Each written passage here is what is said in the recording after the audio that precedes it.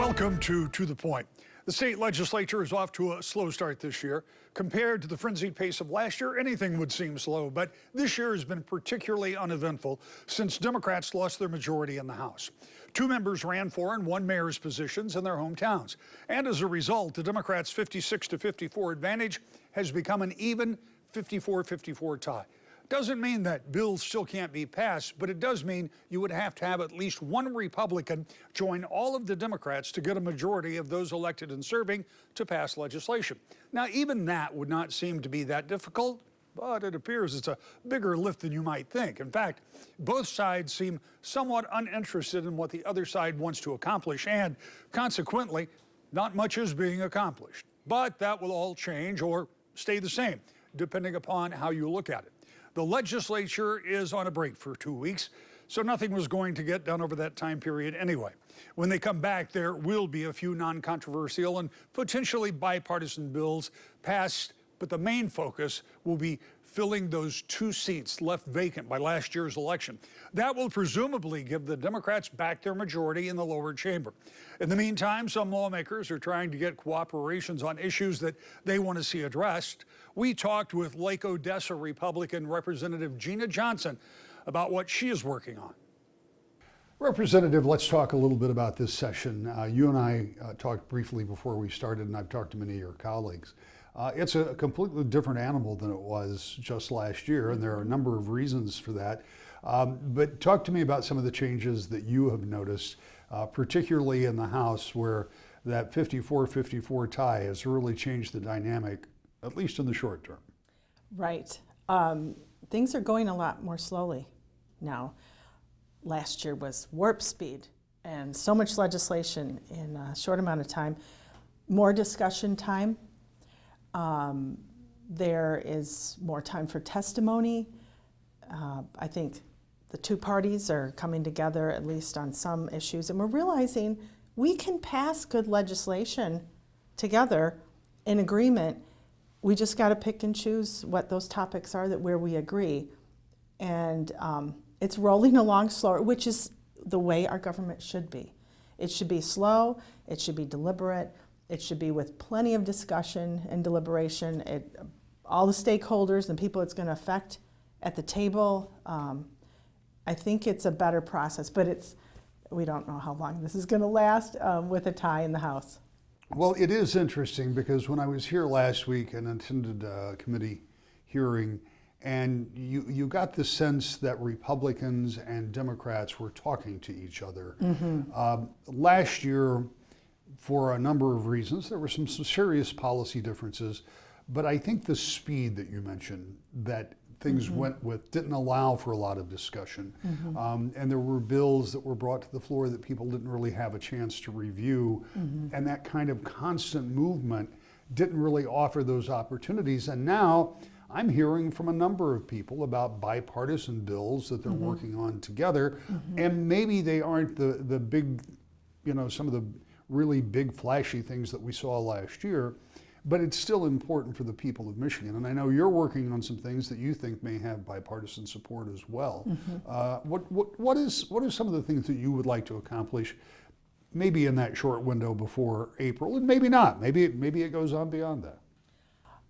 Thanks for asking that, because there were a couple of deaths in my district and a few outside my district across the state of Michigan where tow truck drivers were killed on the side of the road, median, helping another person in a disabled vehicle.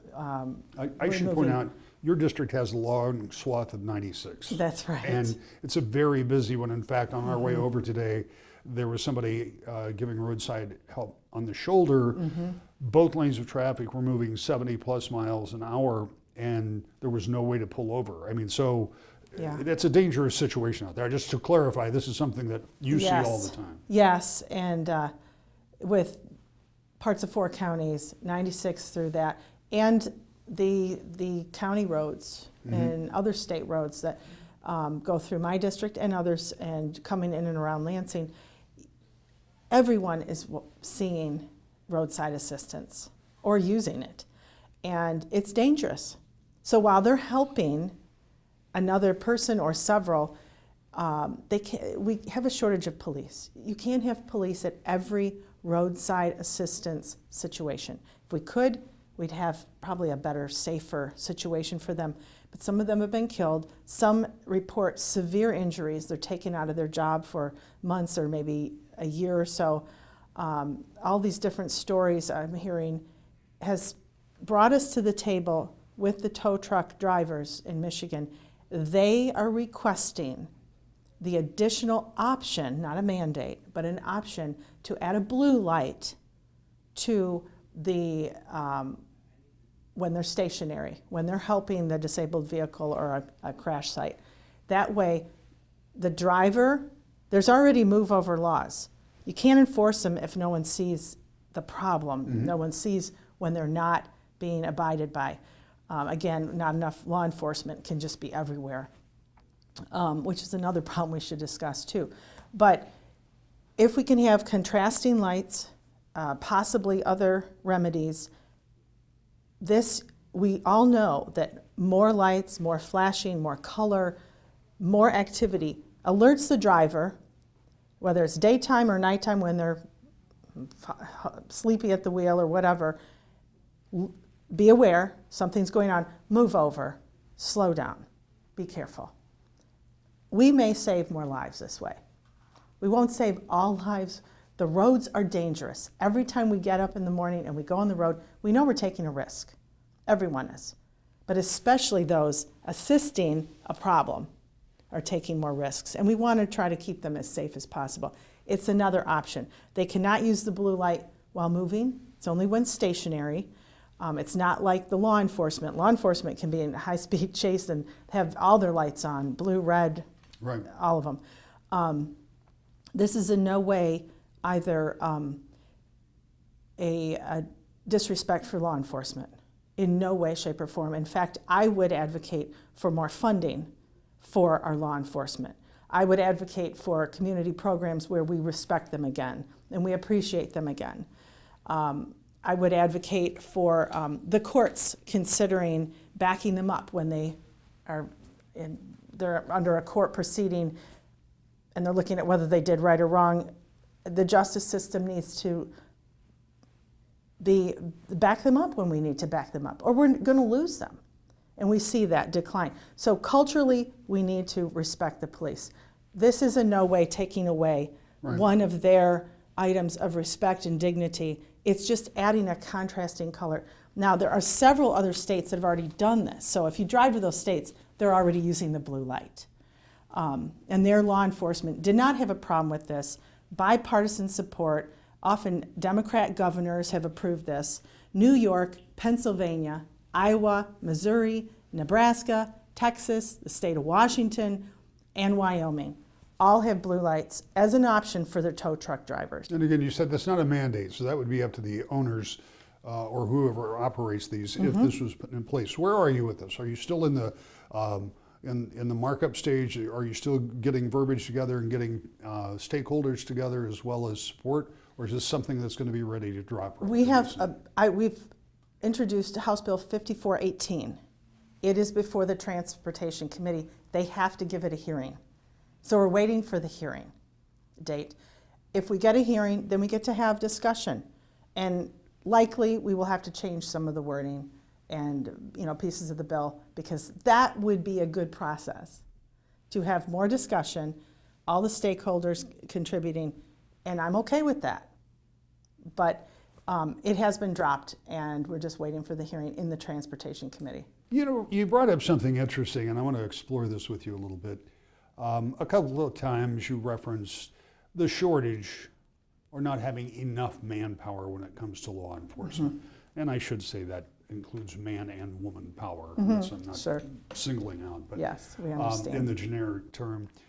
What can you do in the state of Michigan? I mean, is there an option to expand either the state police or get more funding for local police officers? Because we know that we're a big state, we cover a lot of ground, and it's hard to get police officers. I mean, you get into the more rural areas, wait times can be pretty big because you got a long distance to travel. Yeah. Is there anything floating about Lansing that would address any of those problems? Well, it's floating about in my head and in other colleagues' minds. So it wouldn't take a lot to have this conversation. Now, when we're spending $80+ billion on a budget, the last one that was approved, there is no reason we should not be putting a lot of it into infrastructure and safety. The main responsibility of any government, state, county, local, any level, is infrastructure and safety. Those must be our priorities. You can't have a community without infrastructure and safety. If people don't feel safe, they can't be in that community. So I would definitely advocate for more. I don't mean a bigger budget. I mean more of the budget spent on law enforcement at all levels. We can help the county commissions have enough for their sheriff's departments too. We allocated a little bit more for Eaton County, and I would like to see my other counties having that also, and across the state. We also need some cultural programs where we are weekly bragging about the heroes in our local communities, and many of them are our police officers.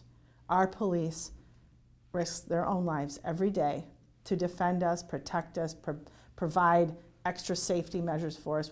I want more safety resource officers in the schools. I think that would be a simple way to help the children feel safer, to help the teachers feel safer, and we don't have to implement all this sort of militarization of a school. You've got your safety officers. Let's have more of them.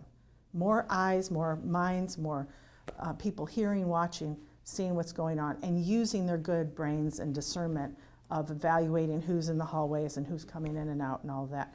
So across the board, we need backup in courts, we need cultural support and community appreciation by just telling the stories. There's so many more stories of good cops versus bad cops.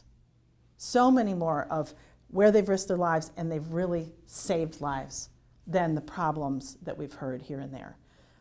Problems need to be addressed properly. When someone's not doing their job, I don't care what industry it is, what sphere of the world, it needs to be addressed. But we're talking about the majority, and I think we can back it up culturally and with the proper funding. As always happens, we have run out of time, but I just want to get one quick take from you, because as you talked earlier, you talked about working together and people, maybe some bipartisan cooperation.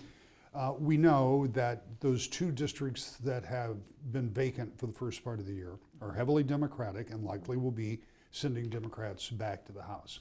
How hopeful are you that some of the conversations that have been started now will be able to continue after the Democrats, assuming they do, retake that majority?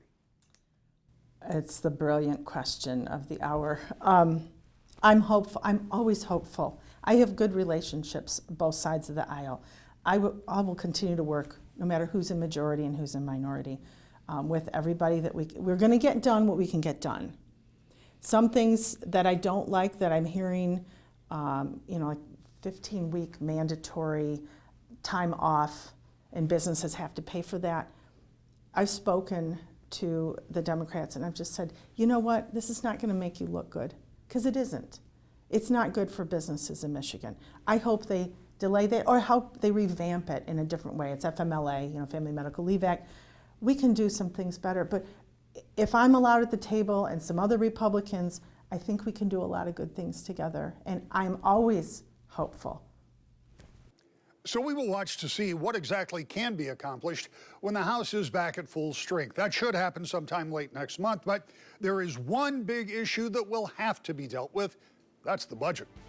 Up next, the future of road funding and where one association group thinks it may be heading. To the point. Welcome back to the Point. We've all heard for years that Michigan's roads are not in the shape they should be. We've heard Republican governors, Democratic governors vow to fix them. They haven't. At least not with a long-term dedicated source of money that experts say is needed. And it's a lot of money. Estimates run from $2.5 to $4 billion a year, every year. And with inflation factored in, it's likely on the high end of those estimates. So how do you come up with a new, reliable source of that kind of money? Well, the group representing those tasked with taking care of tens of thousands of miles of roads in the state have some ideas about that. We talked with the CEO of the County Roads Association at their annual meeting in Lansing this past week. And Denise Donahue thinks there might be a workable plan on the horizon. Let's talk a little bit about the County Roads Association.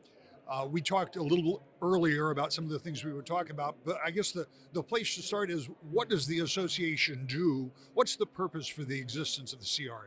So the County Road Association of Michigan is the trade association, the professional association of all 83 county road commissions and road departments in the state of Michigan. So the things that we do, we provide a united voice for all of the road agencies here at the state capitol in Lansing, and lots of educational programming, networking opportunities. So this is our annual highway conference. We probably have 900 people here, stakeholders, Michigan Department of Transportation, as well as our members talking about roads, all things roads. And as a matter of full disclosure, I was on a media panel that we were talking about legislation and the possibilities for things to come. We'll get to that in a minute. But when you talk about networking, we were just talking that this is unique because all of the people in this room do the same thing, but they do it in different places in different ways. So people from up north are talking to people from maybe down by the Indiana border about the differences they do. So this really is a chance for this group that doesn't have any other peer group, really. Absolutely. We've got folks from all the way from Keweenaw to Baraga to Gogebic County, south to Berrien County. Wayne County is here today. And so everybody is seeing the new equipment, the new services that are available, new technology, things to think about, and also chatting with their peers. How do you do this? Again, because we are smaller, many rural roads and things, they have the ability to innovate and experiment in ways that maybe on big freeways you can't. And so they're trying things out and they're talking about it here to each other. And we have 28 breakout sessions this afternoon. Well, and one of the things that has been plaguing road departments, like anybody that has equipment, we were talking about supply chain. That's not over, but it's getting better, judging by the number of exhibitors. We have heavy equipment back this year. We've had an absence of that for a couple of years, but again, some of the truck companies are still experiencing road commissions ordering trucks, that heavy equipment that's not going to be delivered for 2 and 3 years. So the supply chain is catching up. We have a little bit of extra that we can put on display here, but it's still a road to go. Perhaps the longest road to go for you is how to pay for roads. And it's a conversation that I've been listening to for 30 years and covering politics here in Lansing, but it's about to become more acute. I'm going to say something, and you can certainly disagree with me, but for the first time in that period of time, I think I'm hearing from you and some of your folks that the Public Act 51 from 1951, so it's a law older than I am, and that may be part of the problem, that may need to be changed going forward. It's the formula that uses gas tax to funnel it back to roads, and we know that cars are becoming more fuel efficient. In some case, they're battery powered, so they don't use fuel at all. And I know that's part of the conversation that you're starting to have now, but that's going to be a long conversation, isn't it? It is going to be a long conversation. The Michigan Transportation Fund Act is the act that you're referring to. It has been amended over 300 times. So our membership, we really believe that it works. The MTF Act works because of the amendments and so forth, but it's just not properly funded. But yes, we do need to think about roads in a different way. So we're advocating here a kind of a 1-2 step. Number one, we immediately need another increase in gas tax. Everything that was passed in 2015 started coming in 2017, has been eaten up by inflation and all of the other things. It was only ever considered a good first step. That's what they called it when they signed the bill. Everybody on the platform. It's 9 years later. It is time for that second step of road funding, maybe a vehicle registration increase perhaps. We know that our electric vehicles and our hybrid electric vehicles are not paying their fair share. That's step one. Step two is a longer horizon project, which is we need to look at mileage-based user fees.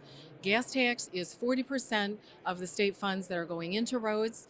State funds are the number one source of funding for our roads in Michigan that has been diminishing since 2001. It's no one person's fault, it's no political party's fault, but our cars have become more and more and more fuel efficient.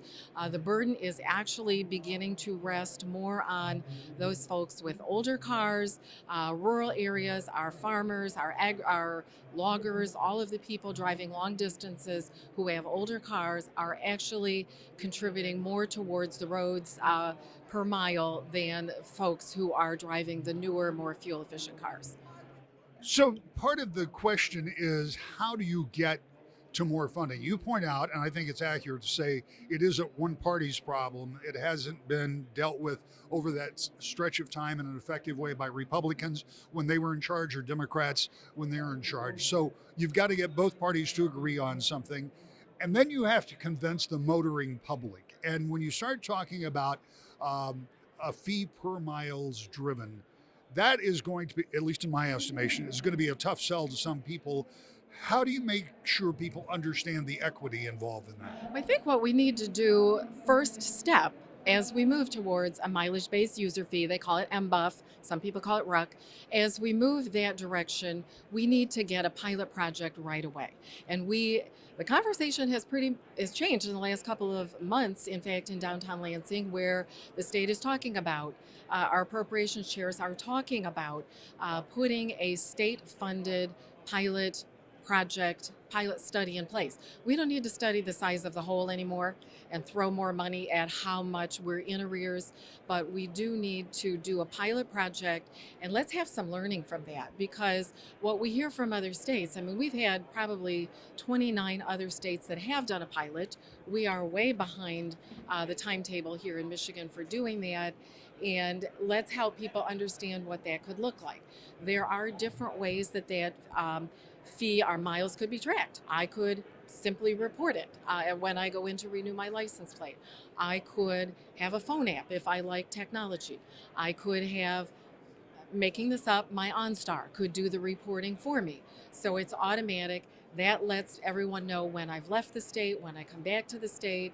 If I'm concerned about there's a perception that somebody's watching my mileage and tracking me, the state could choose, our legislature could choose to simply self-report a total number of miles. So there are ways to do it.